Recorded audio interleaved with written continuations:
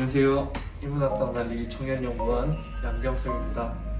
정말 오랜만에 인사드립니다. 제가 요새 이제 대학원 과정을 좀 줌으로 수강하고 있고 또 이제 중국에서 진행하는 대회를 조금 준비하느라 너무 바빠서 이렇게 늦게나마 촬영하게 된 점 양해 부탁드립니다. 이번 시간에 저희가 떠나볼 여행지는요, 바로 여러분들이 다들 아시는 곳이죠. 네, 중국 경제를 이끄는 핵심 도시 상하이입니다. 예전에 제가 계속 방송을 했을 때는 중국의 그런 시안이나 장각이나 이런 조금 자연이 있고 역사가 있는 그런 도시를 소개했는데, 이번에는 제가 조금 현대적인 도시를 한번 좀 가보는 게 좋겠다 해가지고 상하이를 조금 선택하게 되었습니다. 보통 이제 베이징이 중국 정치의 중심지라고 하고 상하이는 중국 그 경제의 핵심이라고 하죠. 사실 제가 중국에서 느끼면서 생각한 바는 반은 맞고 좀 반은 틀리다고 생각합니다. 그래도 아무튼 이 상하이는 이제 200년 전만 하더라도 작은 어촌에 불과했던 곳이죠. 하지만 이제 시간이 지나면서 1842년이죠. 아편전쟁 이후에 이제 영국과 난징 조약을 체결하게 되었고, 그러면서 이제 이 상하이가 아시아의 최대 금융시장으로 변모하게 되었습니다. 그래서 우리가 이 푸동 강변을 따라서 유럽식 고전미가 풍기고 있는 그런 풍경을 많이 볼 수 있는데, 그것을 이제 와이탄이라고 하죠. 네, 1947년 이 중일 전쟁 전까지만 해도 아시아에서는 그래도 뉴욕, 영국의 런던을 이은 제3의 금융시장이었습니다. 그러다가 이제 1949년에 중화인민공화국이 수립되면서 이제 많은 자본가들이 다들 이제 홍콩이나 싱가포르로 이렇게 떠나게 되었죠. 그러다가 이제 1978년 중국이 이제 개혁 개방을 시작하게 되고 사회주의 경제 시스템을 성립하고 나서 이제 다시 그 잠에서 깨어난다고 하죠. 중국이 그 전에 이제 문화 대혁명으로 조금 나라의 경제가 많이 안 좋았는데 개혁 개방 이후로 이제 상해 증권 거래소도 들어서고, 그러면서 이제 뉴욕 증권 거래소 나스닥을 잇는 지금 현재는 이제 제3의 증권 거래소로 크게 성장하였죠. 우리가 상해 푸동 공항에 도착해서 우리 많은 한국 사람들은 공항에 내리면은 이제 뭐 공항 버스를 타거나 뭐 인천 같은 경우는 공항 철도도 있지만 보통 택시를 타고 집에 가거나 그렇게 하지 않습니까?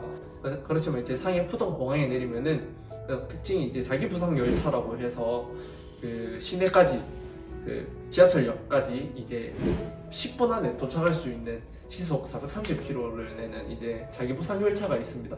그래서 조금 많은 한국 사람들이 이제 택시를 타고 공항버스를 타고 가시는데, 그렇게 하지 마시고 상해 푸동 공항에 도착하면은 꼭 이 자기 부상 열차도 하나의 관광지로 이제 여겨지고 있기 때문에 한번 타고 상해 시내 주변을 둘러보면서 빠르게 8분 정도 걸린다고 합니다. 그래서 그 거리를 한번 타면서 보고 가면 좋을 것 같습니다. 자, 그래서 저희가 이제 맨 처음 도착한 곳이 이 와이탄이라는 곳인데요, 황포강을 따라서 2.6km로 이렇게 산책할 수 있는 공간이면서 이제 중국 내에서는 최고의 야경 맛집이라고 불리고 있습니다. 이 상해가 원래는 1.5km밖에 안 됐던 걸로 알고 있는데 이제 시에서 관광지로 조금 특화하면서 그 거리를 늘렸다고 합니다. 그래서 이 황포강을 중심으로 이제 멋진 야경이 펼쳐지죠. 그래서 그 황포강 동쪽과 서쪽 조명이 또 상반되는 그 매치를 볼 수 있는 그 비교를 해볼 수 있는 그런 재미도 있고, 아까 말했듯이 이제 난징 조약 이후에 그 아시아의 금융 허브로 발돋움했기 때문에 고층 건물이 이렇게 많이 즐비해 있기도 합니다. 그러면서도 한편으로는 이제 중국 사람들이 생각하기에는 우리나라 경제가 이렇게 많이 빠르게 발전하고 있구나 라고 생각하면서도 역사적으로 이제 살펴보면은 그것이 이제 난징 조약이라는 그런 자국의 권리를 박탈당했던 그런 치욕의 역사를 가지고 있는 장소이기도 하죠. 거기가 많은 사람들이 이제 상해를 방문하면서 현대화된 그런 중국의 모습에 감탄하기도 하지만은 또 한편으로는 그런 애국주의, 국뽕 이런 말이 있지 않습니까? 아주 중뽕이라고 하죠. 가슴속에 그런 사람들의 애국주의를 좀 불러일으키는 공간으로 지금 또 자리매김하고 있습니다.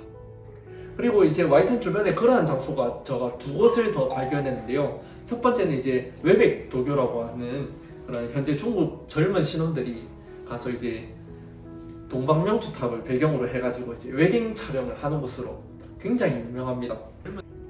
이 다리가 짓게 된 이유를 사실 살펴보면은 예전에는 그런 웨딩 촬영하는 다리가 아니었죠, 당연히. 그래서 예전에는 이제 영국인들이 들어오면서 지었던 대교가 있었는데, 그곳에는 이제 외국인은 무료로 이용 가능하고 중국인은 돈을 내라 라는 그런 차별적인 통행료를 징수하면서 이제 시에서 이 웨백도교를 짓게 되었고, 지금에 이르러서 이제는 웨딩 촬영소가 되는 그런 장소가 되었죠. 그리고 이제 1868년에 이제 영국이 들어오면서 총영사관이 조성한 그런 최초의 서양식 공원이죠.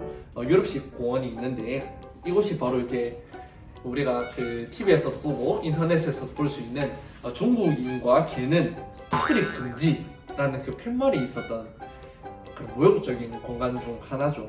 그래서 지금은 이제 아편 전쟁과 오사 운동을 기리는 기념적인 공간으로도 변모하고 사람들이 이제 돌아다니는 공간이 되었지만은, 사실 그곳에서는 그 중국인들 좀 한치욕 그러한 것들을 또 느낄 수 있는 공간이기도 합니다. 사실 모르고 가면은 이런 사실들을 잘 모르는데, 지금 유튜브 보면서 배우고 가면은 정말 좋을 것 같다 생각을 합니다. 그리고 이 난징루라는 것도 마찬가지죠.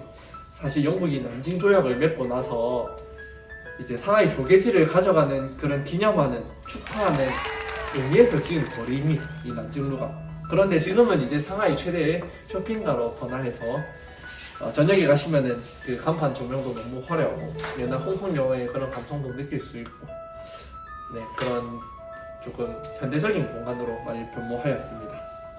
그리고 우리 달리 식구 여러분들이 조금 굉장히 박물관과 미술관을 좋아한다고 들었는데, 상해에 가시게 된다면은 이제 제3대 박물관, 북경시안과 함께 3대 박물관이라고 불리는 그 상해 박물관을 한번 가보시는 것을 추천드립니다. 제가 눈여겨볼 만한 곳이 조금 어떤 전시관이 있냐면은 청동관이랑 도자기관이 있었는데, 그 유물이 제가 봤을 때 굉장히 정교하고 그 당시에는 최고급, 지금 뭐 반도체 이런 기술이지 않습니까? 하지만 그 당시에는 그 도자기 만드는 게 아주 정교한 기술이 필요했기 때문에 그 미적 감각을 느낄 수 있는 곳이 바로 이 상해 박물관이거든요. 그래서 그쪽도 한번 방문해 보시면 좋을 것 같고, 그 다음 상해 현대예술 미술관이라는 곳이 있는데, 이곳도 이제 많은 젊은 사람들이 전시를 하고 있기 때문에 미술관 많이 좋아하시지 않습니까? 그래서 상해에 가신다면은 꼭 한번 작품 전시관도 한번 방문해보면 좋을 것 같다는 생각이 들었습니다. 자, 지금까지가 이제 이 와이탄 황푸강 일대를 저희가 살펴보았고요. 이제 그 다음 가볼 곳은 그 반대편이죠. 강의 반대편에 있는 푸동지구입니다. 이 푸동지구는 옛날 상해만 해도 완전히 농촌이고 조금 아무것도 없는 황무지 같은 곳이었는데, 지금은 아주 금융적인 도시로 변모해가지고 큰 은행들과 외국 기업들이 많이 들어와 있죠. 그래서 이제 전 세계의 각종 은행과 금융기관이 모여있는 그런 마천루 공간이라고 볼 수가 있겠습니다. 그래서 이제 상하이의 랜드마크인 동방명주탑이 가운데 위치하여 있고, 동방명주탑 굉장히 유명한데, 그것을 보면은 이 모양을 보면은 당나라를 대표하는 시인 그 백거이의 비파행에서 이제 영감을 얻어서 만들어졌다고 합니다.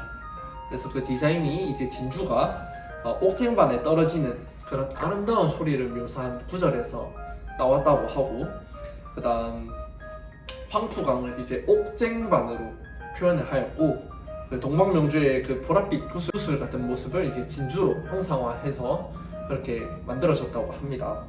그래서 사실 옆에 세계금융센터 등 많은 큰 건물들이 있지 않습니까? 외국인들이 보통 그쪽으로 자주 가는데, 사실 중국인들은 그 더 높은 전망대가 있음에도 불구하고 굳이 여기 동방명주탑 전망대를 이용한다고 합니다.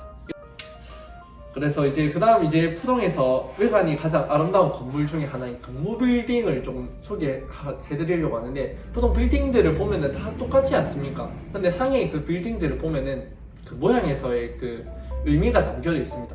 금무빌딩을 보시면은 조금 디자인이 불교의 이미지를 상징하고 있는데요. 그래서 조금 흥미로운 점은 이 빌딩이 숫자 8과 굉장히 연계되어 있습니다. 파차이라고 해서 이제 중국에서는 이 8이라는 숫자를 굉장히 좋아하는데 돈을 많이 벌어라는 의미를 가지고 있거든요. 그래서 이 금고 빌딩을 보면은 전망대는 88층이 있고 건물의 그런 높이와 너비의 비율이 8대1, 주소도 88번지 있고 홈페이지도 88로 구성되어 있고 완공일도 이제 8월 8일로 개설되었습니다. 굉장히 그런 미신적인 것에 민감하다는 것을 저희가 볼 수 있습니다. 네. 그리고 이제 마지막으로 이 상하이 타워가 있는데 세계에서 두 번째로 높은 건물입니다.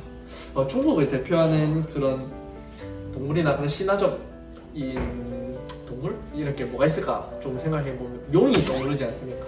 바로 그 용을 상징하고 있죠. 중국이 또 이제 중국몽을 강조하면서 그 용의 모습을 형성하면서 굉장히 높이 올라서자라는 생각을 그 상하이 타워에 담아냈다고 합니다.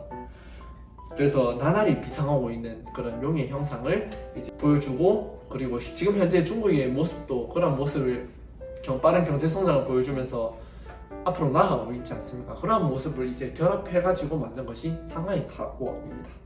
그래서 이곳은 이제 많은 외국인들이 찾는 관광지이기도 합니다. 자, 이렇게 오늘은 상하이 여행지 중에서도 비교적 현대적인 의미를 띠는 공간에 대해서 많이 알아보았는데요.